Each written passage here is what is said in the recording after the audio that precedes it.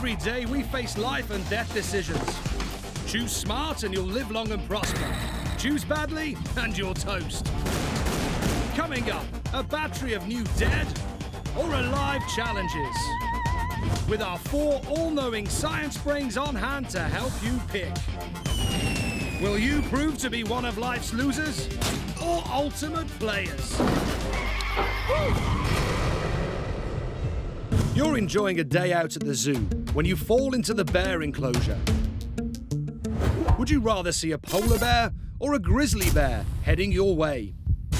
Decide now, because this could be you. The answer is hope for the grizzly bear, not a polar bear. Polar bears are the largest land carnivore in the world. They're fast, have good eyesight, and are great swimmers. But most importantly, to them, humans are food. They will actively seek you out and eat you if they are hungry. Result? Death by polar bear. Attacks by grizzlies are mostly defensive when people get too close to a mother bear and cubs. And here's a tip. If you ever find yourself with a mama grizzly, don't run. Instead, back off slowly while talking in a monotone voice. And you might just get away. You're on the slopes of a volcano when it erupts, spewing ash and lava. You have to escape fast. Do you run from the hot lava or the hot ash? Tricky one, eh? To help you answer this dilemma, here's a lady who knows all about volcanoes. My name's Brittany Brand. I'm a volcanologist and professor at Boise State University. Brittany is standing on living proof that this dilemma has actually happened for real. We're at Mount St. Helens, a volcano in Washington. Mount St. Helens is probably one of the most famous volcanoes in the world because it erupted in 1980 very explosively. And as it tore across the landscape, it uprooted all of the trees within 6 miles and just knocked down the rest of them like matchsticks up to 19 miles away from the volcano. It was completely impossible to outrun, and 57 people lost their lives that were in the devastation zone.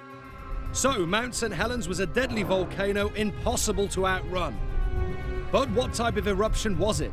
A lava flow or a hot ash eruption, also known as a pyroclastic flow? Can't decide yet? Here's Akeem to explain the difference. When a volcano erupts, magma comes out in the form of molten lava. Its temperature can be about 700 degrees Celsius. Another feature of an eruption is what is known as a pyroclastic flow. This is a superheated cloud of gas and ash, and it reaches temperatures of around 1,000 degrees Celsius. Although one is a superheated gas and the other a liquid, if you came into contact with either lava or a pyroclastic flow, you would be quickly consumed and turned to mush. But what can't catch you can't kill you. And that's the key to this deadly dilemma. Have you made your mind up? Would you rather lava or pyroclastic ash chasing you down the slopes?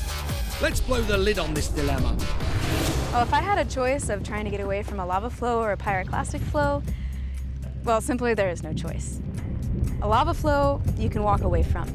A pyroclastic flow is actually very similar to a snow avalanche, and that's something people are much more familiar with. The difference is it's full of searing hot gas, ash, and rocks. It can travel at hundreds of miles an hour, and it devastates everything in its path. This high-speed searing hot ash cloud is exactly why the 1983 Mount St. Helens eruption was so deadly. If you chose lava, then you're hot stuff. If you picked the pyroclastic, then your life's been reduced to ash.